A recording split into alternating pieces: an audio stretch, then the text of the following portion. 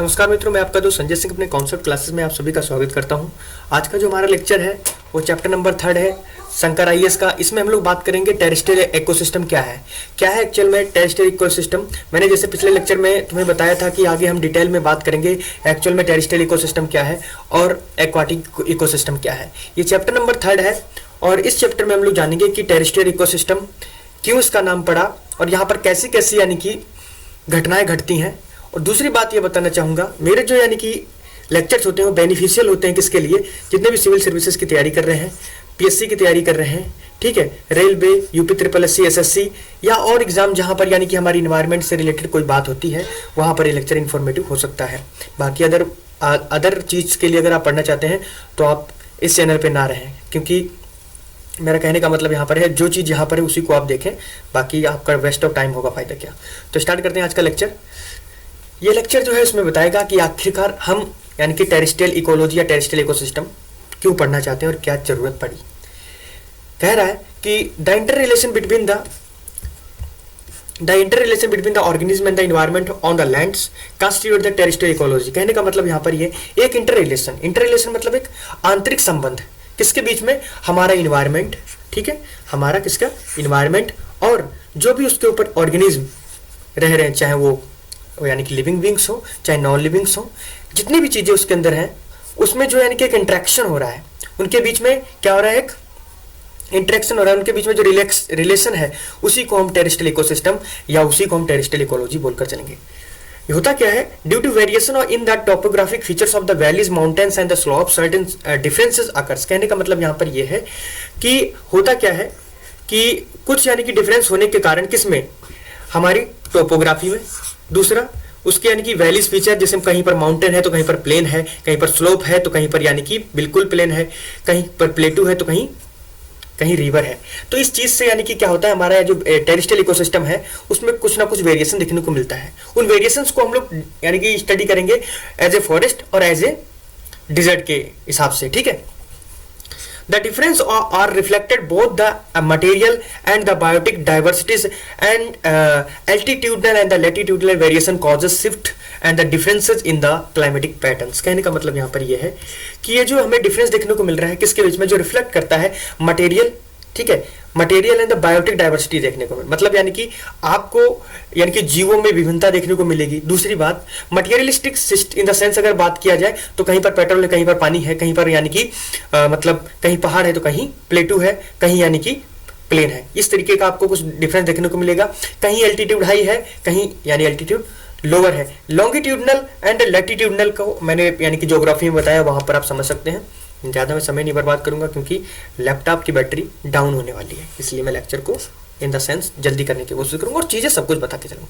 Due to varied climate the plant and animal life existing at the different terrestrial areas very high result in differentiation of the ecosystem as a segments within the large biosphere. कहने का मतलब यानी कि variation किस में, climate में, plant में, animal जो उसके ऊपर एग्जिस्ट कर रहे हैं इन डिफरेंट टेरेस्ट्रियल एरियाज, यानी कि हमारे जो टेरेस्ट्रियल एरिया उसके अंदर, ठीक है, वेरी हाई क्या है, बहुत ज्यादा है।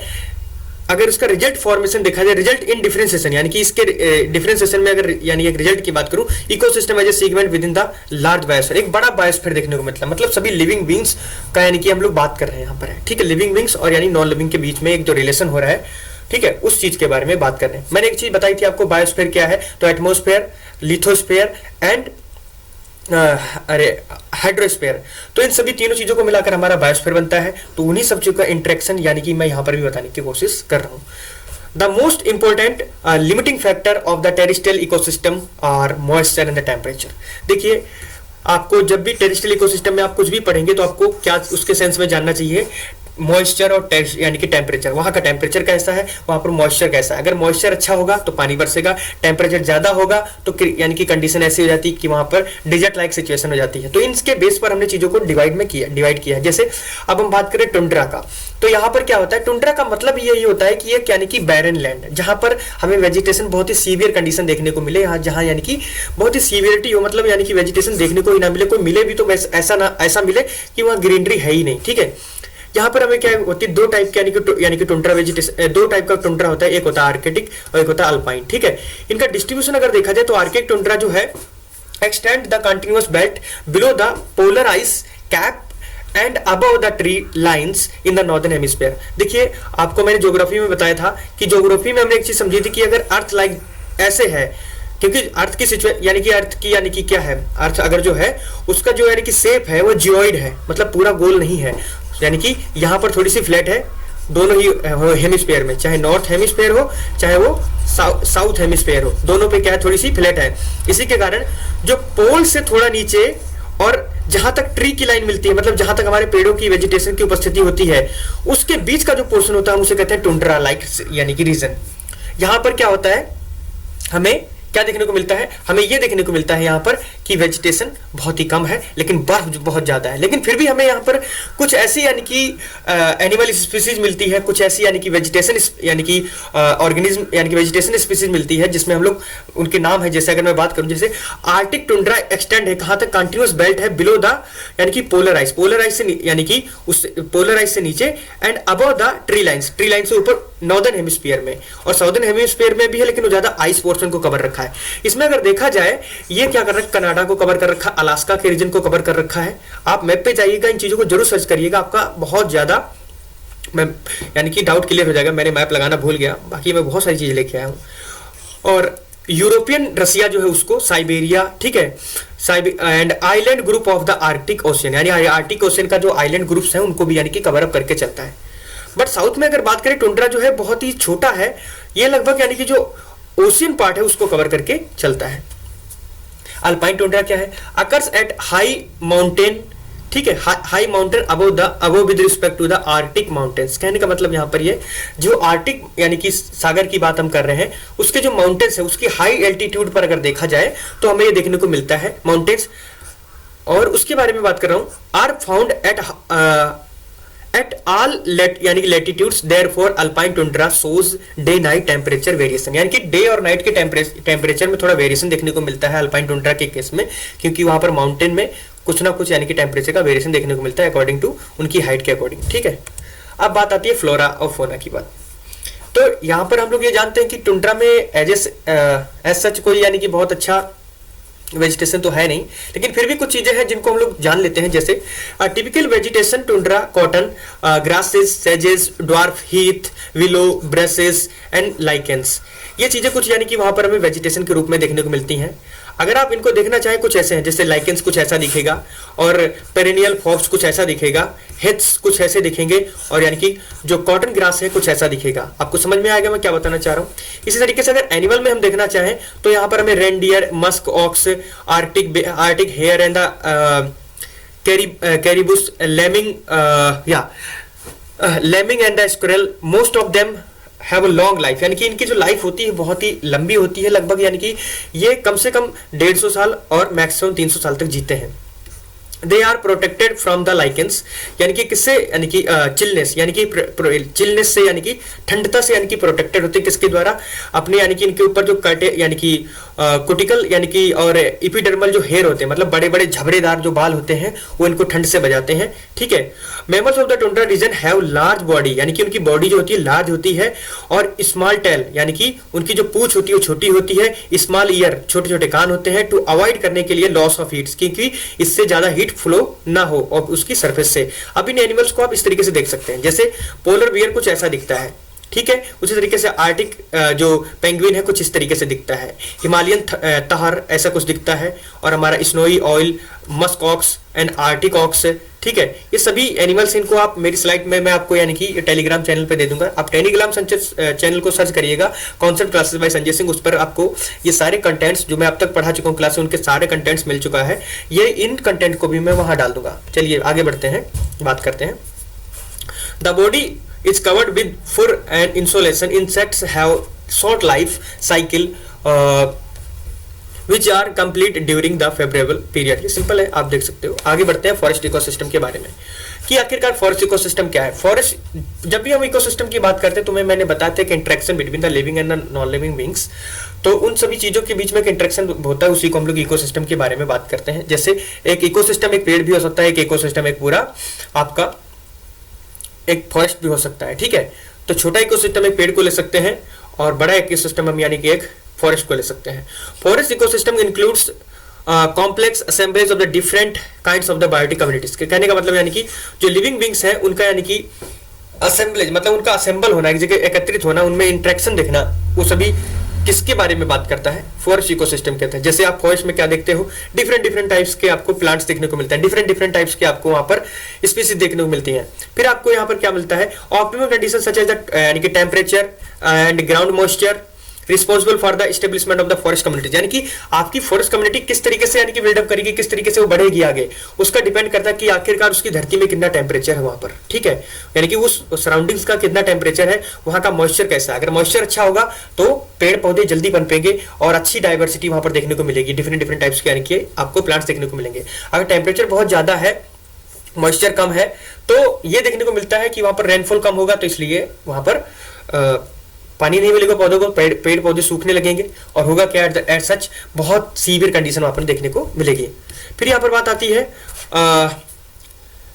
the nature of the soil climate and the local topography determines the distribution of the trees, their abundance in the forest vegetation forest may be evergreen and deciduous। कहने का मतलब यहाँ पर soil and the climate के respect में अगर देखा जाए यानी कि उसका टोपोग्राफी को लेकर अगर डिटरमाइन किया जाए तो जो डिस्ट्रीब्यूशन है किसका, यानी कि ट्रीज का और यानी कि उनके अबुंडेंस मतलब ज्यादा मात्रा में जो फॉरेस्ट देखने को मिलते हैं वो सिमिलरली किस पे डिपेंडेंट है कि उनका टेम्परेचर और मॉइस्चर कैसा है। दूसरी बात ये किस प्रकार के होते हैं, एवरग्रीन और द डिसिडियस। एवरग्रीन मतलब जो हमेशा सदाबहार वन और डिसिडियस मतलब पर्णपाती वन, मतलब वो अपने पत्ते जो समय के अनुसार गिरा देते हैं, ठीक है। एक जो हरा भरा वन रहेगा मतलब वो पत्ते भी गिर रहे हैं और पत्ते भी हरे हरे आ रहे हैं, तो उसमें वो आता हमारा एवरग्रीन फॉरेस्ट। और कुछ ऐसे फॉरेस्ट होते हैं जो यानी कि अपना समय आने पर क्या गिरा देते हैं, समय आने पर पत्ते गिरा देते हैं और बिल्कुल नंगे धरंगे हो जाते हैं, मतलब नेक्ड दिखते हैं, तो उनको हम लोग बोलेंगे deciduous forest. They are distinguished on the basis of the leaves into the broad leaves or needle leaves. Coniferous forest in the case of the temperate areas, the forest ecosystem have been classified into three major categories. जैसे उसमें अगर बात की जाए तो हमारा तीन categories कौन सी हैं, यानी कि पत्तियों के बेस पर यानी कि ट्रीज को यानी कि क्लासिफाइड किया गया है। पहला कॉनिफेरस, तीसरा टेम्परेट फॉरेस्ट, चौथा ट्रॉपिकल फॉरेस्ट। तो कॉनिफेरस फॉरेस्ट क्या है, टेम्परेट फॉरेस्ट क्या है और ट्रॉपिकल फॉरेस्ट क्या है, इनको आगे हम यानी कि फर्दर डिटेल में डिस्कस करेंगे। अभी जो टेक्स्ट है उसको यानी कि डिटेल में बात कर रहे हैं। All these forest biomes are generally arranged on a gradient from the north south latitudes or from high lower altitudes. कहने का मतलब यहाँ पर जितने भी यानी कि हम लोग बायोम्स बात कर रहे हैं फॉरेस्ट बायोम्स के बारे में, ये जनरली उनको अरेंज किया गया है उनके ग्रेडियंट के अकॉर्डिंग कि नॉर्थ में कैसा, साउथ में कैसा, उसका एल्टीट्यूड कैसा, उसका लेटीट्यूड कैसा, किस लेटीट्यूड पर इस टाइप का फॉरेस्ट है, किस यानी कि किस यानी कि लॉन्गिट्यूड पर इस टाइप का फॉरेस्ट पाया जाता है। तो लेटीट्यूड एंड लॉन्गिट्यूड और यानी एल्टीट्यूड हाइट पर किस तरीके का यानी कि वेजिटेशन देखने को मिलता है, ये सभी चीजें जो है ये आपको वहां देखने को मिलेंगी, ठीक है। बात समझ में आ रही होगी, मैं ये सब चीजें बता रहा था इसीलिए। अब आगे बात करते हैं। देखिए फॉरेस्ट इस टाइप से दिखता है, आप देख सकते हैं, अगर जिन लोगों ने यानी कि फॉरेस्ट में नहीं गए तो यहां से देख सकते हैं। अब आगे बात आती है कॉनिफेरस फॉरेस्ट की, जिनको हम बोरियल फॉरेस्ट भी कहते हैं। ये फॉरेस्ट ऐसी जगह होते हैं जहां पर यानी हमें ये देखने को मिलता है कि ज्यादा से ज्यादा यानी कि रेनफॉल हो और यानी कि वहां पर समर छोटे दिनों की हो और यानी कि विंटर लंबे दिनों की हो। मतलब सिंपल बात हो गई कि मतलब कोल्ड क्लाइमेट होनी चाहिए वहां पर, ठीक है, ठीक है। बोरियल फॉरेस्ट हमें देखने को मिलता है ये कुछ ऐसे। और कॉनिफेरस मतलब शब्द जो निकला वो किससे, कौन से निकल कर है। कौन कैसा होता है, आप अगर देखना चाहें तो कौन कुछ ऐसा होता है इस तरीके से। तो अगर इस पेड़ का अगर हम ऊपर से इस तरीके से लाएं इस तरीके से, तो इसका जो शेप है कुछ इस तरीके से कौन बन रहा है। तो कौन से निकला, कॉनिफेरस। तो मतलब हम याद रखेंगे कॉनिफेरस से कौन बनाता है, तो इस टाइप के जो यानी प्लांट जहां मिलेंगे हम उनको कॉनिफेरस या बोरियल फॉरेस्ट बोलेंगे, ठीक है। बढ़ते हैं आगे। This is characterized by evergreen plants species such as the spruce, fir, and pine trees, etc. And animals such as the lynx, wolf, bear, red fox, porcupine, and the squirrel, and amphibians like hyena and rena. ये सभी जितने मैंने यानी कि species के बारे में बताया, प्लांट स्पीसीज और यानी कि एनिमल स्पीसीज, ये सभी आप अपने एक बार सर्च करना अगर हो सके तो। इनको जब जितना फेमिलियर हो जाएंगे उतना बेहतर रहेगा, क्योंकि हर चीज़ मैं इतना नहीं कर पाऊंगा क्योंकि बहुत ज़्यादा बर्डन हो जाता है इतनी पीपीटी बनाना फिर आगे लेके आना। फिर भी मैं आपकी जानकारी के लिए हीना और यानी कि रैना का इमेज लेके आया हूँ। जैसे इसमें अगर देखना चाहें तो ये रैना है और ये हीना है, हिलना, ठीक है। ये क्या है, हिलना है और यानी कि ये रहना है, तो रहना ये हिलना है। केस क्या है कि क्यों नाम रखा गया, ये छोटी छोटी पत्तियों पर छोटा साइज होता है इसका, बहुत ही माइन्यूट साइज होता है, और ये बड़े केस में पाए जाते हैं, तो इसमें यही डिफरेंस है, ठीक है। और कलर का भी ये है कि जहां पर रहता वैसा कलर अडॉप्ट कर लेता, अगर पत्तियों पर रह रहा है तो हरा कलर अडॉप्ट कर लेगा, अगर यानी कि काली जगह रह रहा है तो काला कलर अडॉप्ट कर लेगा, इसका यही क्वालिटी है, ठीक है। आगे बात करेंगे, boreal forest soil are characterised by the thin podzol and rather poor. कहने का मतलब यहाँ पर यहाँ पर हमें क्या देखने को मिलता है, बहुत ही पतली सकरी पोडजोल, यानी कि सिंपल बोलूं, बोरियल फॉरेस्ट की जो सोइल है उसको कैरेक्टराइज किया गया थिन पोडजोल एंड यानी कि रेदर पुअर टाइप की यानी कि देखने को मिलती है। Both because of the weathering and the rocks proceeding slowly in the यानी कि cold environments and cause the litre derived from the coniferous needles is decomposed very slowly and not rich in nutrient। यानी कहने का मतलब यहाँ पर यह है कि पोर इन द सेंस अगर मैं बोलूँ तो यानी कि इसमें न्यूट्रिएंट्स की कमी होती है, क्यों, इसमें यानी कि वाटर का फ्लो होता रहता है, इसलिए यानी कि सॉलिडिटी ज़्यादा इसके अंदर पाई जाती है।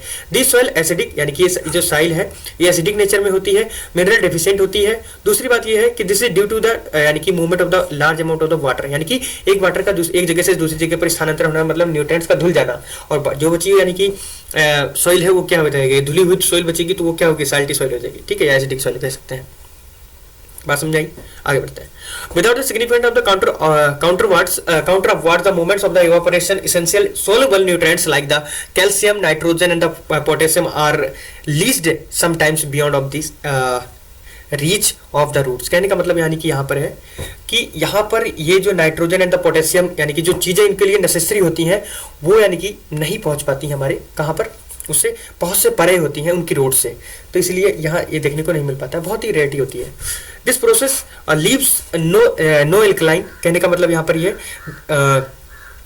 दिस प्रोसेस यानी इस प्रोसेस में अगर देखा जाए तो leaves no alkaline oriented cations to encounter the organic acid of the accumulating the litters. अब आगे बात करते हैं टेम्परेट फॉरेस्ट के बारे में, temperate and the deciduous forest. तो इसके बारे में अगर बात करें तो इमेज ही आप देख सकते हो कि किस टाइप से दिख रही है, इमेज यानी कि इसका एक अंदाजा लगा सकते हो।